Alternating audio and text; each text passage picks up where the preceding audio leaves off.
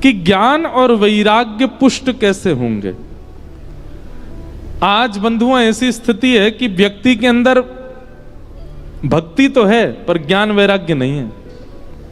हमारी बात सुनिए सब लोग, इधर देखो। मौनी अमावस्या को कुंभ में एक बहुत बड़ी दुर्घटना हो गई, कई लोगों के प्राण चले गए। क्यों? भक्ति तो है क्योंकि वे कुंभ में, पर ज्ञान नहीं है। ज्ञान क्या नहीं है? अब हम कई लोग हमको बोलेंगे बताओ लोगों के प्राण चले गए, ये कह रहे हैं उनमें ज्ञान नहीं है। नहीं, देखो हमारी बात सुनो। सबको होड़ क्या लगी है कि हमको संगम में नहाना है, जहां गंगा यमुना मिलती हैं वहीं नहाना है। अब एक ही जगह 10 करोड़ लोग नहाने के लिए जाएंगे तो दिक्कत तो हो जाएगी।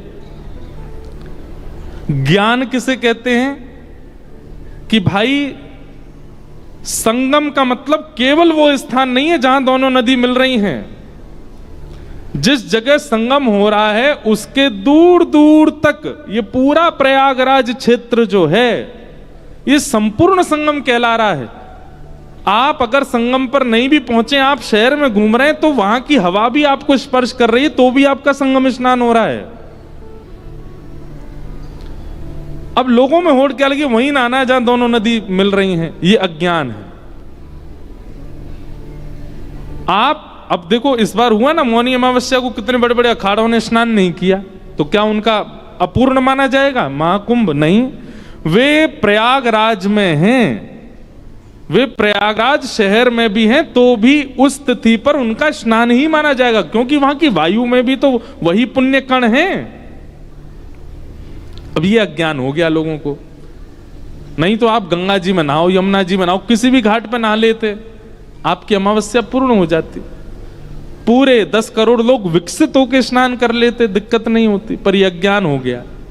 भक्ति तो है पर ज्ञान नहीं है। भक्ति तो है पर वैराग्य नहीं है। वैराग्य किसको कहते हैं? वैराग्य का मतलब बाबा जी बन जाना नहीं होता। वैराग्य का मतलब महाराज जी बन जाना नहीं होता। वैराग्य का मतलब होता है जिस वस्तु को आप देख करके तुरंत उसके प्रति उपभोग की इच्छा होने लगती है, वह इच्छा का समाप्त होना, वो वैराग्य है। इच्छाओं का विश्राम होना वैराग्य है। अच्छा, एक बात हमारी सुनो। 10 वर्ष के जब हम थे तब हमको टॉफी बहुत बढ़िया लगती थी, टॉफी, चॉकलेट। लेकिन आज जब 28 वर्ष के हो गए, अब हमको टॉफी कोई दे दे तो ऐसा कोई रुचि नहीं उसके प्रति। क्यों? धीरे धीरे धीरे धीरे धीरे जब समय आगे बढ़ता है तो अपने आप कई इच्छाएं आपकी शांत होती चली जाती हैं। यही वैराग्य है। पर टॉफी की इच्छा शांत होना ये कोई श्रेष्ठतम वैराग्य नहीं है। श्रेष्ठतम वैराग्य क्या है? उन वस्तुओं से इच्छाओं का समाप्त होना जिन वस्तुओं के कारण पाप के भागी बन जाते हैं हम लोग। उन वस्तुओं के प्रति वैराग्य होना।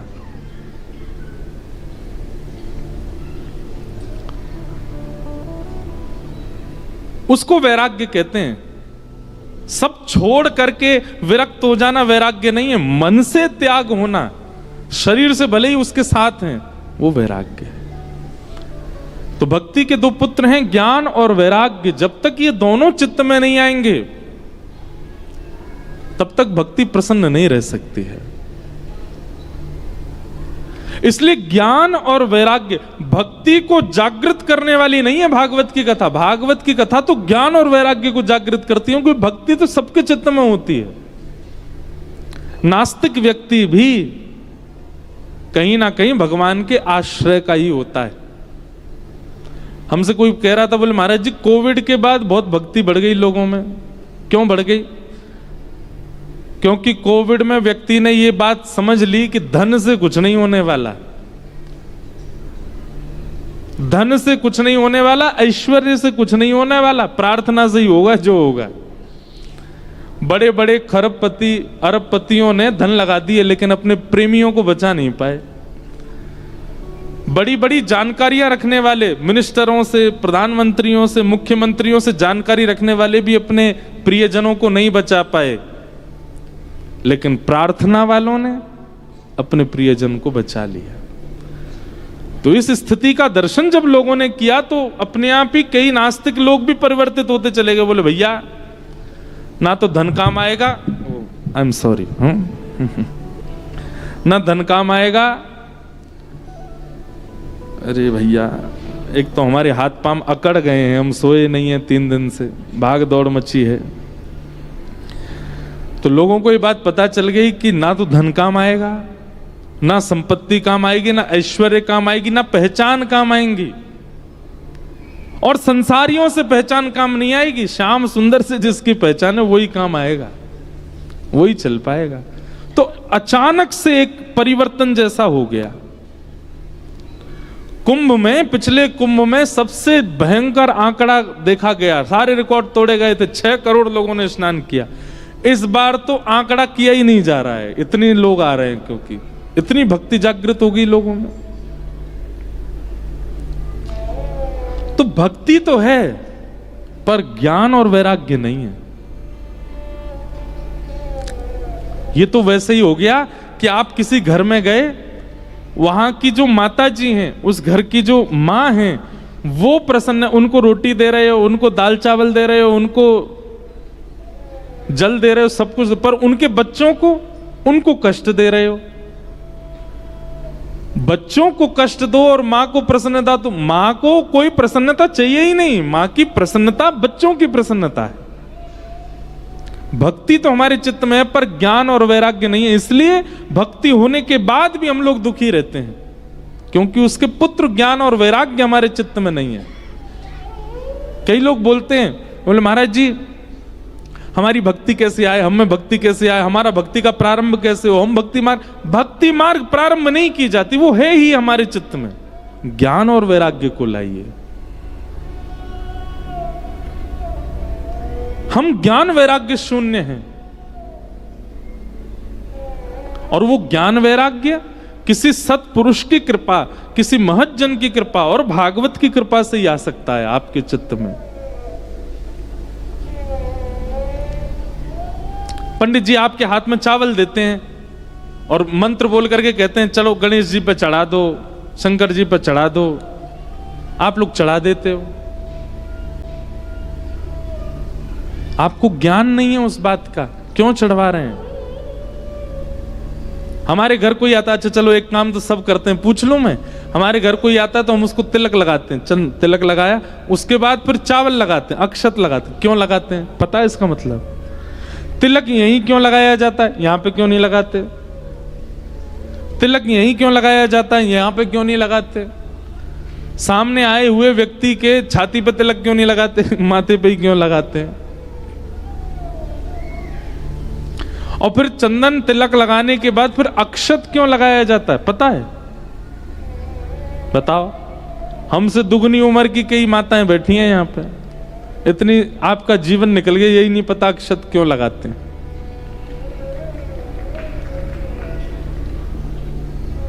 ताली भी बज गई, हमें नहीं पता। न, बहुत सीधे हैं हमारे हिमाचल के लोग। ये बात तो है, हम प्रशंसा झूठी नहीं कर रहे, पर हिमाचल के लोग सीधे बहुत हैं, बहुत सरल हैं, बहुत सीधे। और वही आपका सीधापन, वही आपकी सरलता आप सबके मुखाकृति में दिखती है, बहुत सहज है। इसलिए मेरा सबसे प्रिय प्रांत है हिमाचल, बहुत अच्छा लगता है। मुझे ज्यादा रहने का अवसर नहीं मिला, पर घूमा मैं खूब हूं हिमाचल में। ज्यादा भी नहीं घूमा, थोड़ा ही घूमा हूं, इसलिए भी। अच्छा एक और बात है कि अति प्रिय वस्तु से जितना दूर रहा जाए वो उतनी ज्यादा प्रिय और लगती है। हम थोड़े कम ही घूमे, लेकिन फिर भी हमको बहुत अच्छा लगता है। यहाँ के लोग, यहाँ का भोजन पानी, यहाँ के लोगों का स्वभाव, बोली भाषा। जैसे हमारे ब्रजवासी सीधे हैं, वैसे अब तो ब्रजवासी थोड़े से चतुर हो गए हैं। ठाकुर जी जब आए थे ना पृथ्वी पर, तब बहुत सीधे थे ब्रजवासी। और ठाकुर जी को हम अपनी कथा में ये बात कहते हैं, ज्ञानी जितना जल्दी प्राप्त करेगा वैरागी जितना जल्दी प्राप्त करेगा, विरक्त जितना जल्दी प्राप्त करेगा, उससे कई गुना ज्यादा जल्दी सीधा व्यक्ति प्राप्त कर लेगा, भोला व्यक्ति प्राप्त कर लेगा, सहज व्यक्ति जो सरल है। तो भक्ति तो है पर ज्ञान वैराग्य नहीं। इस कारण से हमारी भक्ति हमको प्रसन्न नहीं कर पाती। नाम जप करने के बाद भी, भक्ति करने के बाद भी, कथाएं सुनने के बाद भी हम क्यों उदास हैं, क्यों निराश हैं, क्यों हमारे जीवन में संकटों का हम पर असर हो जाता है? क्यों? ज्ञान और वैराग्य नहीं है। ज्ञान और वैराग्य का मतलब बहुत ज्ञानी होना नहीं होता। सब लोग बहुत सावधानी से सुनिए, बहुत ज्ञानी होना ज्ञान नहीं होता।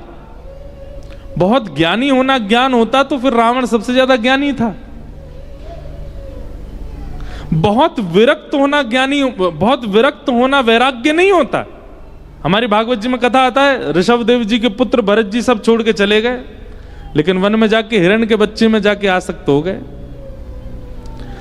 पत्नी में आसक्त नहीं हुए, बच्चे में आसक्त नहीं हुए, संपत्ति में आसक्त नहीं हुए, पूरे खानदान अपने राज्य में आसक्त नहीं हुए, एक हिरण के बालक में आसक्ति हो गई भरत जी महाराज की, और उसके कारण उनको जड़ भरत बनना पड़ा, हिरण बनना पड़ा। हिरण में आसक्ति कोई बड़ी बात है? और हिरण में आसक्ति ज्यादा से ज्यादा कितनी होगी? सुबह शाम उसको गले लगा लोगे बस। वो आसक्ति भरत जी महाराज को जड़ भरत बना देती। कथा आएगी तो सुनाऊंगा। तो वैराग्य नहीं है, ज्ञान नहीं है। वैराग्य वैराग्य नहीं है, ज्ञान ज्ञान नहीं है, क्योंकि जो हम सोचते हैं वो ज्ञान नहीं है।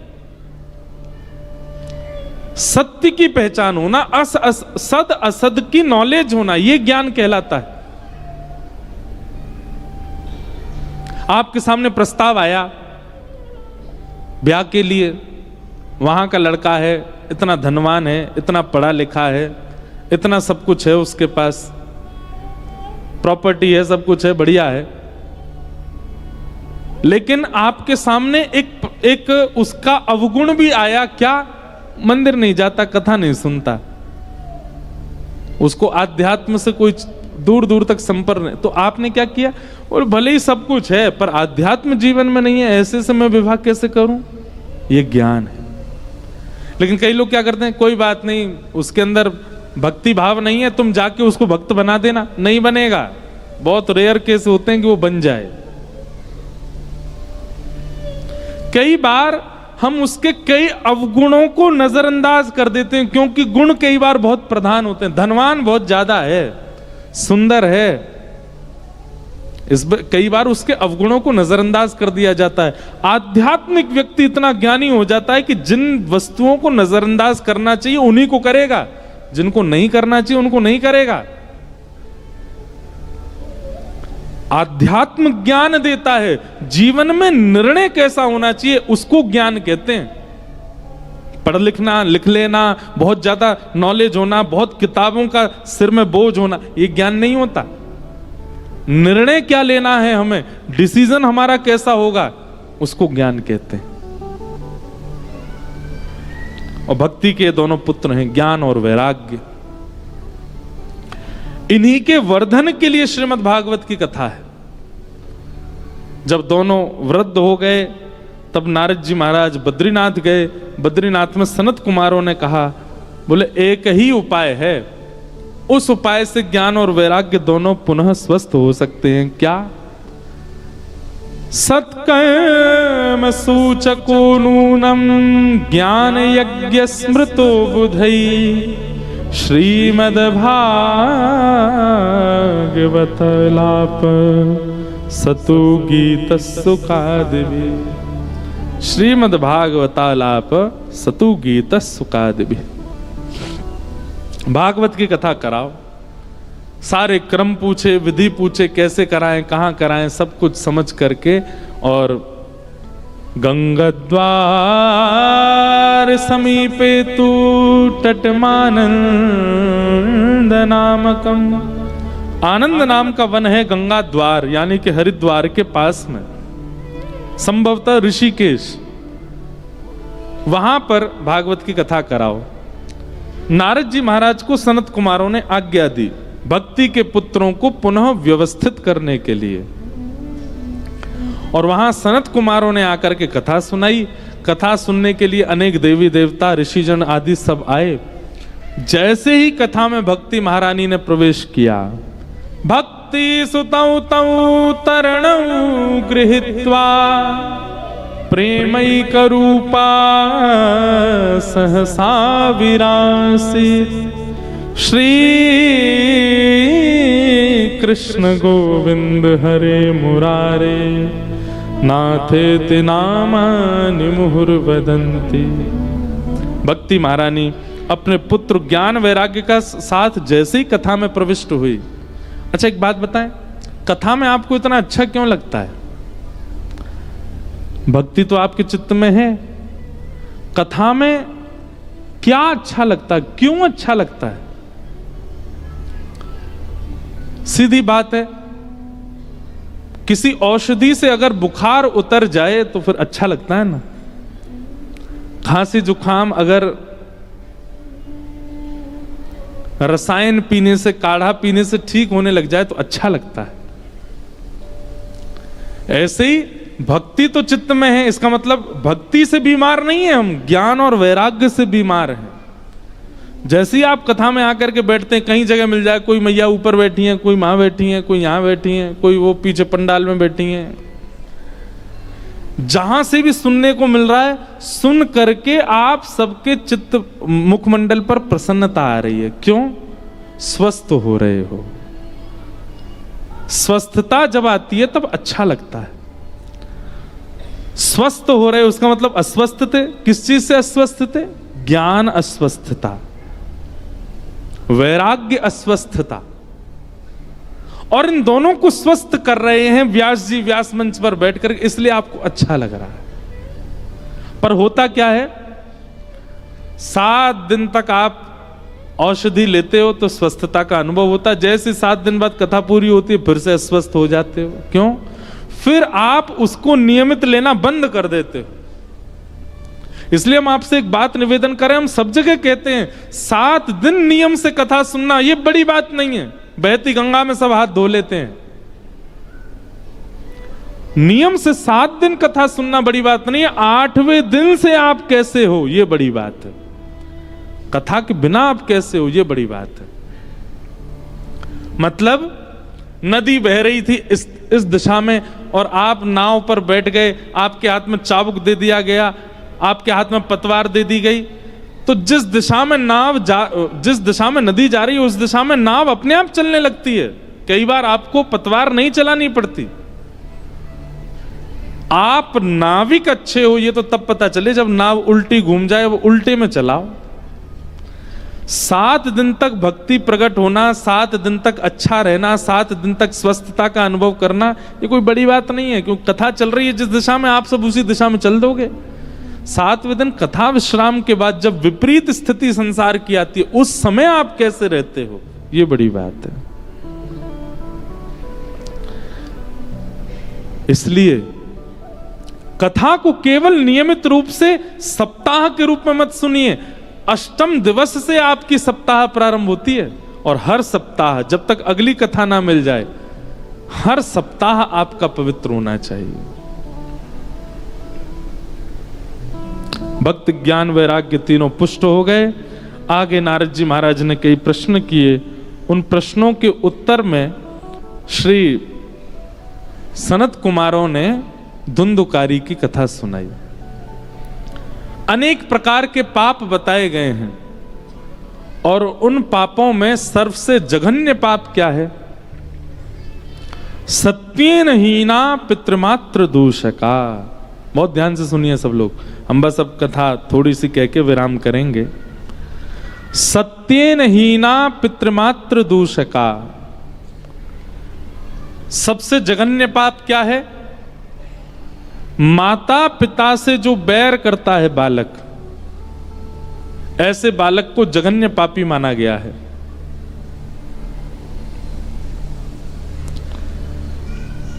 आप जिनकी कृपा से पृथ्वी पर आए हो, जिनकी कृपा से आप श्वास ले रहे हो, जिनकी कृपा से आप बड़े हुए हो, आदि आदि सब बातों का निर्वहन कर रहे हो, वे उनके ऋण से आप कभी ऋण नहीं हो सकते।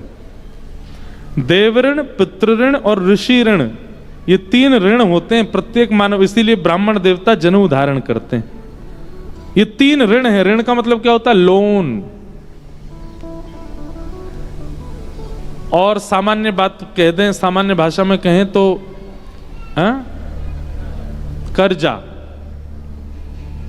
हम आप सब लोगों के ऊपर एक कर्जा है, और जब तक व्यक्ति कर्जा युक्त होता है ना, तब तक उसको चैन से नींद नहीं आती। हम सबके ऊपर 3 कर्जे हैं। पहला कर्जा देवताओं का। इस समय सूर्य अनुकूल हैं, हवा बह रही है, हम लोग श्वास ले रहे हैं, जीवित हैं, ये देव ऋण है हमारे ऊपर। हमारी खेती बाड़ी फसल बढ़िया हो रही है, हम लोग पा रहे हैं, प्रेम से खा रहे हैं, पी रहे हैं, आनंद कर रहे हैं। किसकी कृपा से? देवताओं की कृपा से, देव ऋण। हमारे कुल देवता कुल देवी, उनकी कृपा है हमारे ऊपर, इसलिए ऋण है उनका हम पर। इसीलिए कभी कभी क्या होता है कि जिसका ऋण होता है वो कभी कभी कॉल कर देता, हाँ भाई मेरा कर्जा कब चुका रहे हो, तो फिर हम लोग टेंशन में आ जाते हैं। तो कई बार हमारे जीवन में विपरीत परिस्थिति आती है, तो ज्योतिषाचार्य कहते हैं आपके देवता नाराज हो गए हैं, आपकी कुल देवी नाराज हो गई हैं। क्यों नाराज हो जाते हैं? ये नाराज इसलिए होते हैं, बेटा हमारे ऋण में हो तुम, हमारे कर्जे में हो, और हमको पूछते भी नहीं हो। इसलिए आज हमने चंडीगढ़ उतरते ही हमने आशुतोष जी को कहा, जो हमको लेके आए, हमारी कुल देवी हिमाचल में ही हैं, ब्रजेश्वरी देवी, नगरकोट वाली माता जी, ये हमारी कुल देवी है। मैंने कहा एक दिन अवसर मिले तो हमको वहां दर्शन करा लाना। पहले हमको पता था 3 से 6 है कथा। मैंने कहा कैसे जाएंगे इतनी रात को? आज आते ही महाराज जी बोले कथा 1 से 4 करनी है। हमने कहा आप नहीं बोले, हमारी कुल देवी बोल रही हैं कि 4 बजे कथा पूरी करके हमको प्रणाम करने आओ। तो एक दिन हम जाएंगे। समय समय पर अपने कुल देव, हमारे कुल देवता कौन है? हमारे गिरिराज बाबा गोवर्धन नाथ हमारे कुल देवता हैं। पहले इंद्र थे ब्रजवासियों के, फिर ठाकुर जी ने हाथ पकड़ के गिरिराज बाबा कर दिए, बोले जे हैं, परिवर्तन हो गया। कुल देवी हमारी कौन है? ब्रजेश्वरी देवी। ब्रज में सबकी अलग अलग हैं, पर कई लोगों की नगरकोट वाली माता जी, धर्मशाला कांगड़ा में, हम धर्मशाला के रास्ते में, वो हमारी कुल देवी। तो देव ऋण ये पहला कर्जा है हमारे ऊपर। इसलिए समय समय पर अपने देवी देवता कुल देवी देवताओं को प्रणाम कर लिया करो, कुछ और नहीं करना, मैं प्रणाम ही कर आओ। दूसरा ऋषि ऋण, हमारे ऊपर ऋषियों का ऋण है। कैसे ऋण है? श्रीमद् भागवत की रचना किन्होंने की? महर्षि श्री वेदव्यास जी महाराज। पत्नी को पतिव्रता होना चाहिए, झूठ नहीं बोलना चाहिए, ऐसे जीवन जीना चाहिए। किसने बताया? शास्त्रों ने बताया। शास्त्रों की रचना किसने की? ऋषियों ने की। शास्त्रों की बात हम मानते हैं, शास्त्रों की बात से हम सुधरते हैं। उन शास्त्रों की रचना करने वाले ऋषियों का ऋण है हमारे ऊपर, ऋषि ऋण। और पितृ ऋण, माता पिता दादी दादा नानी नाना परदादा परदादी, इनका ऋण है हमारे ऊपर। इनकी कृपा से हम लोगों को गोत्र मिला, इनकी कृपा से हम लोगों को कुल खानदान मिला, इनका ऋण है। हम सदा ऋणी रहते हैं माता पिता। अब देखो, देव ऋण कोई नहीं चुका पाएगा, ऋषि ऋण भी कोई नहीं चुका पाएगा, लेकिन वो व्यक्ति चाहे तो माता पिता की सेवा करके मातृपितृ को भी ऋण से कभी ऋण नहीं हो पाएगा। अच्छा एक बात, आप में से बनारस कितने लोग गए? हाथ ऊपर करना। बनारस में अगली बार जब जाओ तो हमारी कही एक बात बहुत ध्यान से सुनना। बनारस में मणिकर्णिका घाट है काशी में, जहां पर चिताएं जलाई जाती हैं। मणिकर्णिका घाट के ठीक बगल में आप देखोगे एक मंदिर है, टेढ़ा मंदिर।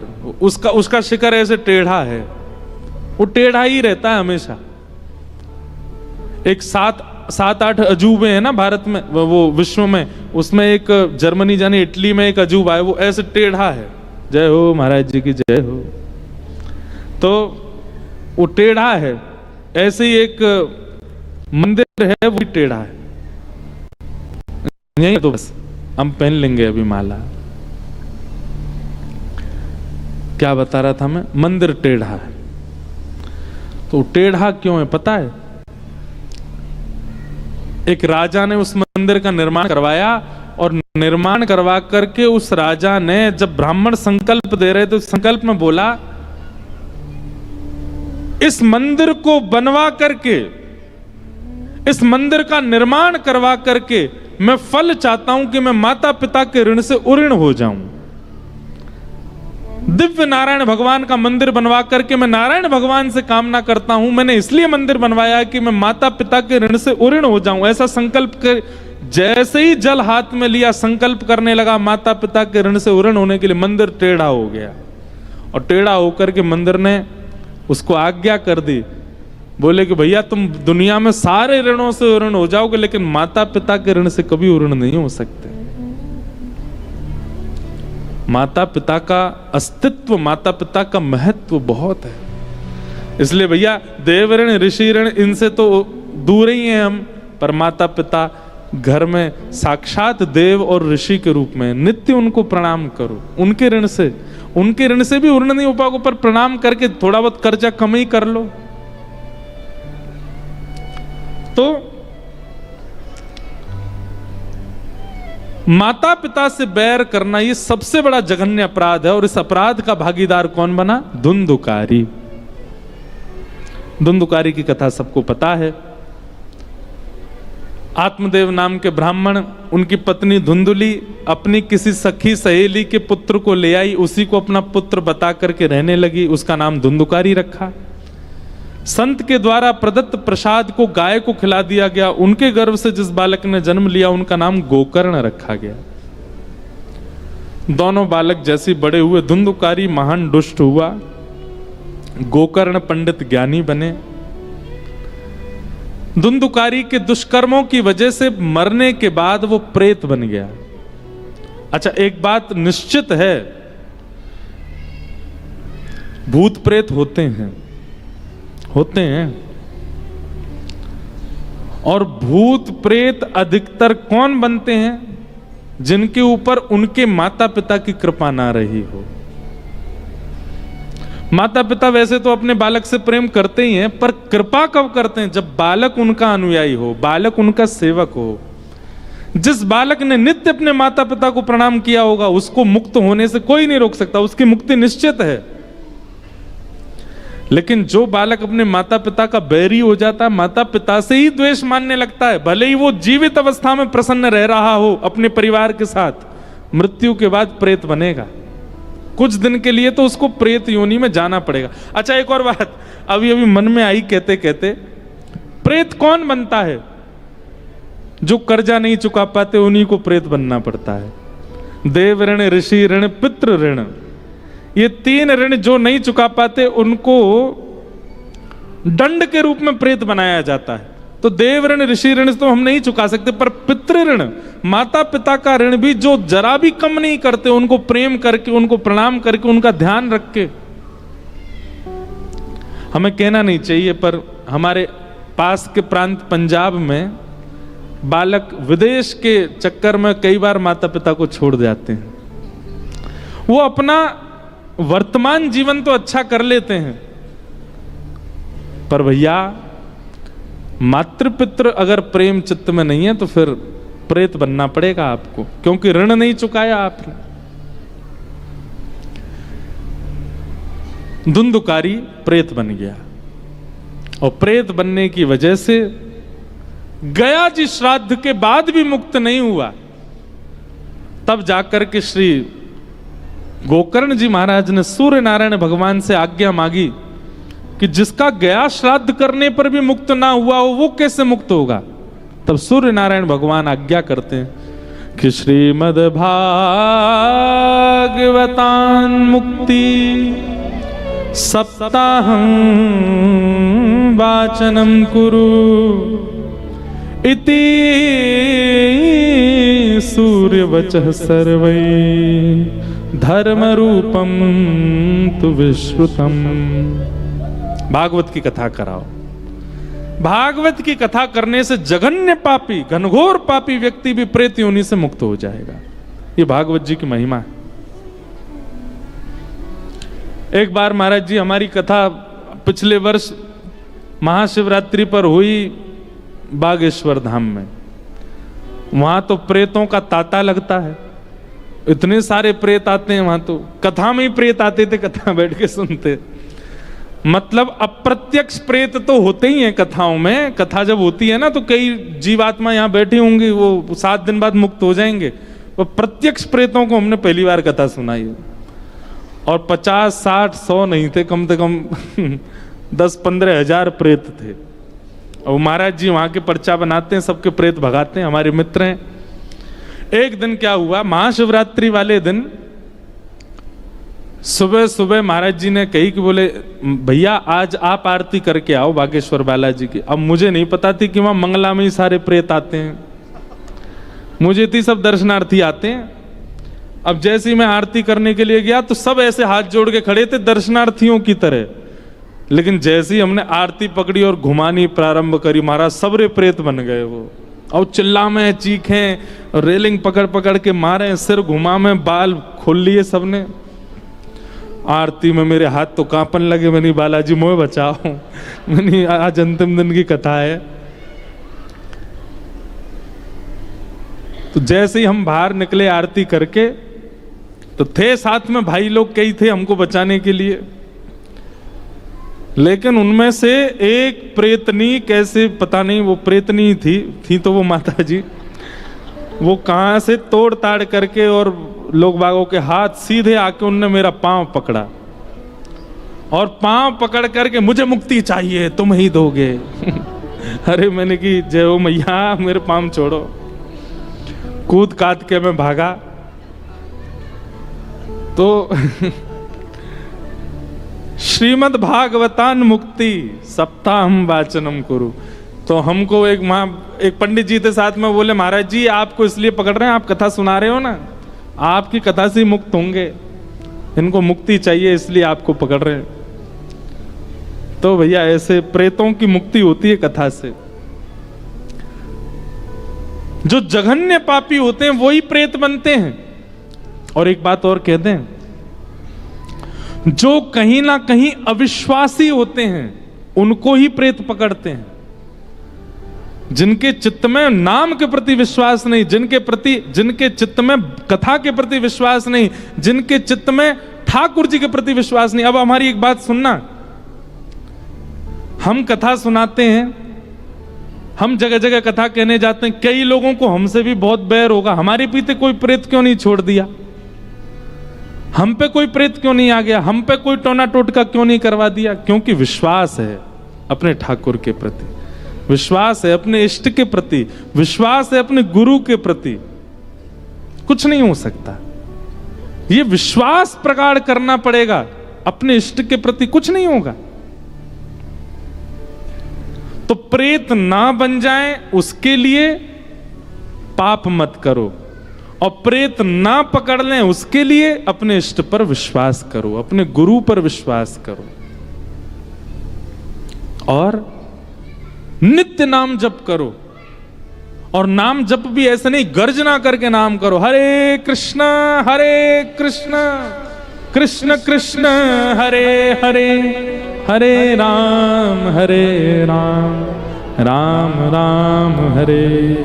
महाराज प्रेत ऐसे भागे, लेकिन ऐसे जैसे अभी किया वैसे करोगे तो नहीं भागेगा, गर्जना करके भागाओ। कई बार जंगल में जा रहे व्यक्ति आवाज करते हुए चलते हैं, क्यों? ताकि आगे आया हुआ हिंसक जीव आवाज से ही भाग जाए। ठीक वैसे ही अपने जीवन रूपी इस भयंकर जंगल में प्रवेश कर रहे हो, नाम की गर्जना करते हुए चलो। आगे कोई आर्त रूपी, आगे कोई संकट रूपी, आगे कोई प्रेत रूपी अगर बाधा होगी तो आपके नाम की गर्जना से भाग जाएगा। नाम की गर्जना। बातें तो हमें बहुत हैं, पर जितनी आपको समझ आ जाए। तो श्रीमद् भागवत की कथा श्री गोकर्ण जी महाराज ने की, और उस कथा का श्रवण करते ही धुंधुकारी प्रेत योनि से मुक्त होकर के भगवत धाम को प्रस्थान करने लगे। बोलो भागवत महापुराण की। ऐसी भागवत जी की कथा सुनाई गई, जिसके श्रवण से श्री धुंधकारी मुक्त होकर के भगवत धाम को प्रस्थान कर गए। ऐसी भागवत जी के महात्म को हम बारंबार प्रणाम करते हैं। आइए 2 मिनट हरिनाम संकीर्तन करते हुए आज प्रथम दिवस की कथा को विश्राम देते हैं। देखो हमारे वृंदावन के सप्त निधि हैं, कौन कौन से हैं? गोविंद देव, मदन मोहन, गोपीनाथ, राधा रमण, राधा वल्लभ, जुगल किशोर और बांके बिहारी। इस सप्त निधियों को आओ हमारे साथ सब लोग प्रणाम करो। श्यामा हृदय कमल सो प्रगट्यो, श्यामा हृदय कमल सो प्रगट्यो, श्यामा हृदय कमल सो प्रगट्यो, श्यामा हृदय कमल सो प्रगट्यो, और श्याम हृदय कुभार। वृंदावन प्यारो वृंदावन, वृंदावन प्यारो वृंदावन, हे श्री वृंदावन मेरो वृंदावन, वृंदावन प्यारो वृंदावन, श्यामा हृदय कमल सो प्रगट्यो, श्यामा हृदय कमल सो प्रगट्यो, श्री राधा हृदय कमल सो प्रगट्यो, राधा हृदय कमल सो प्रगट्यो, और श्याम हृदय कुभार। वृंदावन मेरो वृंदावन, वृंदावन मेरो वृंदावन, हे श्री वृंदावन प्यारो वृंदावन, श्री वृंदावन प्यारो वृंदावन। सब लोग गाओ। हे सब सुख सागर रूप उजागर, रहे वृंदावन धाम। सब सुख सागर रूप उजागर, रहे वृंदावन धाम। हे रूप गोस्वामी प्रगट कियो जहाँ, रूप गोस्वामी प्रगट कियो, श्री रूप गोस्वामी प्रगट कियो जहाँ, रूप गोस्वामी। जय हो राधा गोविंद रूप निधान। वृंदावन प्यारो वृंदावन, वृंदावन प्यारो वृंदावन, हे श्री वृंदावन मेरो वृंदावन, वृंदावन प्यारो वृंदावन। रूप गोस्वामी प्रगट कियो जहाँ, रूप गोस्वामी प्रगट कियो, राधा गोविंद रूप निधान। वृंदावन मेरो वृंदावन, वृंदावन मेरो वृंदावन, हे श्री वृंदावन प्यारो वृंदावन, वृंदावन प्यारो वृंदावन। बिहरत निस दिन कुंज गलन में, ब्रज जन मन सुख धाम। बिहरत निस दिन कुंज गलन में, ब्रज जन मन सुख धाम। हो बिहरत निस दिन कुंज गलन में, ब्रज जन मन सुख धाम। बिहरत निस दिन कुंज गलन में, ब्रज जन मन सुख धाम। हे मदन मोहन को रूप निरख के, मदन मोहन को रूप निरख के, श्री मदन मोहन को रूप निरख के, मदन मोहन को रूप निरख के, सनातन बल बल जा। वृंदावन प्यारो वृंदावन, वृंदावन प्यारो वृंदावन, हे श्री वृंदावन मेरो वृंदावन, वृंदावन मेरो वृंदावन। मदन मोहन को रूप निरख के, मदन मोहन को रूप निरख के, सनातन बल बल जा। वृंदावन प्यारो वृंदावन, वृंदावन मेरो वृंदावन,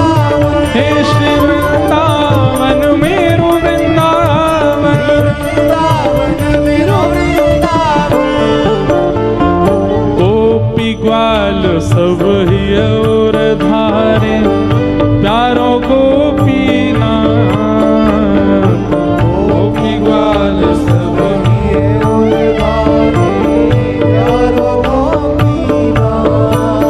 हाँ गोपी ग्वाल सब ही और धारे प्यारों को पीना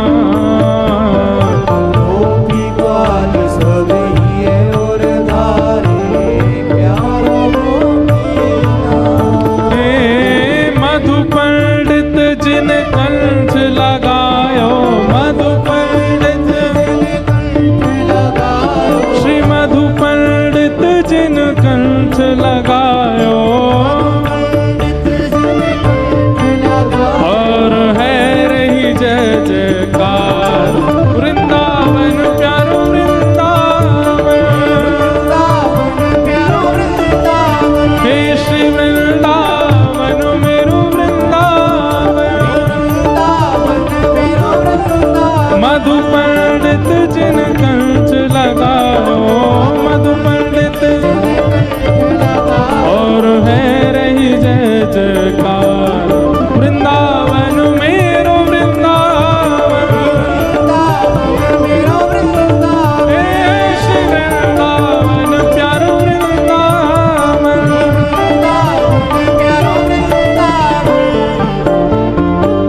गोपाल भट्ट जो के हृदय वेदना प्रगट्यो शालिग्राम श्री गोपाल भट्ट जो के हृदय वेदना प्रगट्यो शालिग्राम हाँ प्यारो प्रगट्यो शालिग्राम प्यारो प्रगट्यो शालिग्राम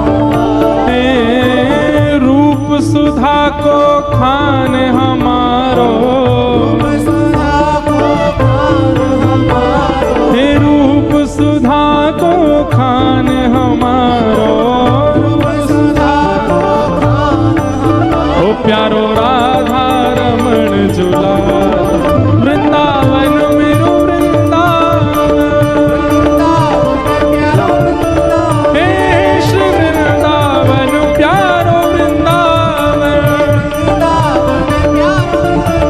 रूप सुधा को खान हमारो प्यारो राधा रमण झूला वृंदावन मेरो वृंदावन हे श्री वृंदावन प्यारो वृंदावन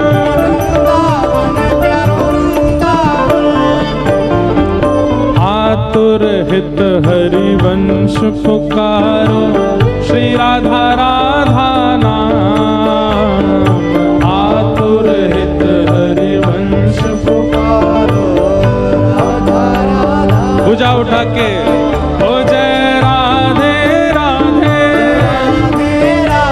श्री राधे राधे वृषभानु दुलारी श्री कृष्ण पियारी जय राधे राधे श्री राधे राधे आतुर हित हरिवंश पुकारो राधा राधा नाम आतुर हित हरिवंश हे सघन कुंज यमुना तट आयो सघन कुंज यमुना मदन टेर वृंदावन आयो मदन टेर ओ प्यारो राधा वल्लभ लाल वृंदावन प्यारो वृंदावन